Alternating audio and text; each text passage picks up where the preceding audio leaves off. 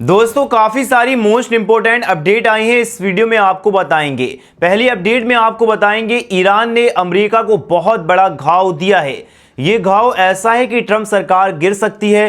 Trump ने इस लड़ाई में लगभग 25 अरब डॉलर अपने गवा दिए। अब अमेरिका की जनता ट्रंप के खिलाफ खड़ी हो गई। आखिर क्या मामला हुआ ये आपको बताएंगे। वहीं दूसरी अपडेट में आपको बताएंगे अमेरिका को ईरान का नया प्रस्ताव देगा पाकिस्तान। पाकिस्तान के जरिए से ईरान का नया प्रस्ताव अमेरिका को सौंपा जाएगा। क्या ट्रंप इसको मानने से राजी होगा? अमेरिका पिछले प्रस्ताव को खारिज कर दिया था, जिसमें 3 कंडीशन ईरान ने रखी थी अमेरिका की जानिब को, अमेरिका की तरफ, लेकिन उन कंडीशन को ट्रंप ने नहीं माना। ये सारी अपडेट इस वीडियो में बताएंगे, उससे पहले आप इस वीडियो को एंड तक देखिए। दोस्तों आपने वो कहावत सुनी होगी, जब लड़ाई शुरू होती है तो लड़ाई में नुकसान तो आपको होगा, एक न एक को चोट लगेगी। और आप चोट किसको लगी है? ये अमेरिका को लगी है। अमेरिका को इतना बड़ा नुकसान हो गया कि अमेरिका की पेंटागन, जो एक बड़ी संस्था है जिसमें फौजी काम करते हैं, उसने बहुत बड़ा खुलासा किया है। खुलासा हुआ है कि लगभग 25 अरब डॉलर का ईरान लड़ाई में अमेरिका को नुकसान हुआ। और नुकसान किसकी वजह से हुआ है? भूरा चौधरी की वजह से। दोस्तों इंटरनेशनल बाजार में युद्ध के बढ़ते प्रभाव ने अमेरिका सरकार की टेंशन बढ़ा दी है और गहरा जख्म दिया है। अमेरिका की ईरान युद्ध में अब तक 25 अरब डॉलर खर्च हो चुके हैं। बहुत बड़ी अपडेट है दोस्तों। ईरान युद्ध की बढ़ती लागत ने अमेरिका को परेशान कर दिया है। इंटरनेशनल मार्केट में युद्ध के बढ़ते प्रभाव ने अमेरिका सरकार की टेंशन को और गहरा दिया। अमेरिका के ईरान युद्ध में अब तक 25 अरब डॉलर का खर्च हो चुके हैं। एक वरिष्ठ पेंटागन अधिकारी ने न्यूज एजेंसी रॉयटर्स को ये इंफॉर्मेशन दी। इस लड़ाई के लिए सेना के खर्च का पहला आधिकारिक अनुमान है। मिड टर्म चुनावों से ठीक 6 महीने पहले विपक्षी डेमोक्रेटिक जनमत बढ़त बनाए हुए वे ईरान युद्ध को अमेरिका की आर्थिक क्षमता से जोड़ने की कोशिश कर रही है। हालांकि इतना बड़ा नुकसान झेलने के बाद अब अमेरिका में विपक्षी पार्टियों ने एलिगेशन लगाने शुरू कर दिए कि ट्रंप जानबूझकर इजराइल के कहने पर इस लड़ाई में कूदा है और इजराइल का गुलाम अमेरिका को बना दिया है। ये लड़ाई खुद की नहीं थी। विपक्षी पार्टियों का आरोप है कि लड़ाई इजराइल की थी, लेकिन अमेरिका अपने आप को दादा समझकर इस लड़ाई में कूद पड़ा। और नुकसान किसका हुआ? ये नुकसान अमेरिका को बहुत बड़ा हुआ है।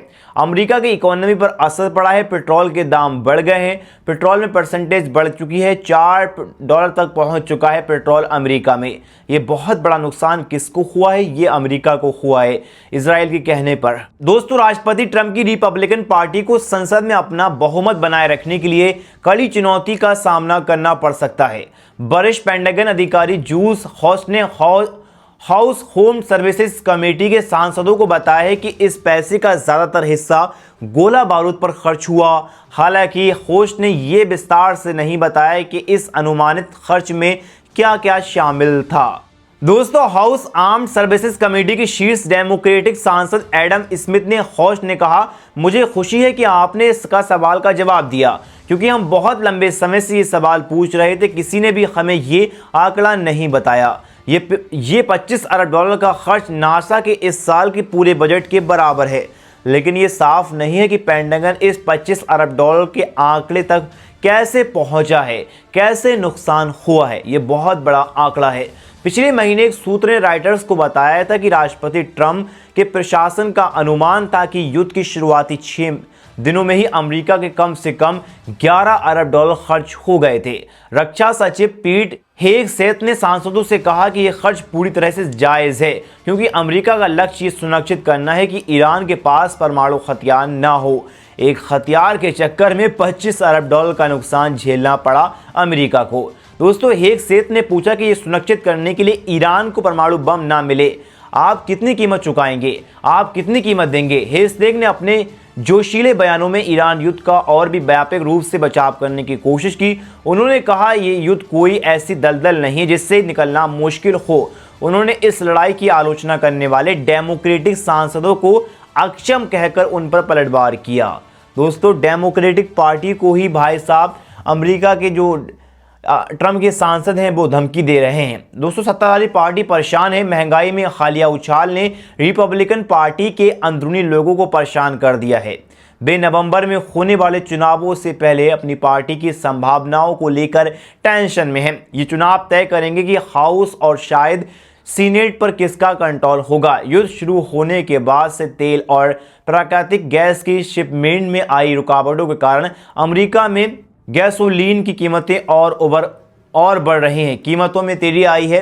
ये पहले ही ऊंची चल रही थी, अब उपभोक्ताओं को कीमतों की लंबी लिस्ट में एक और बढ़ोतरी हुई है।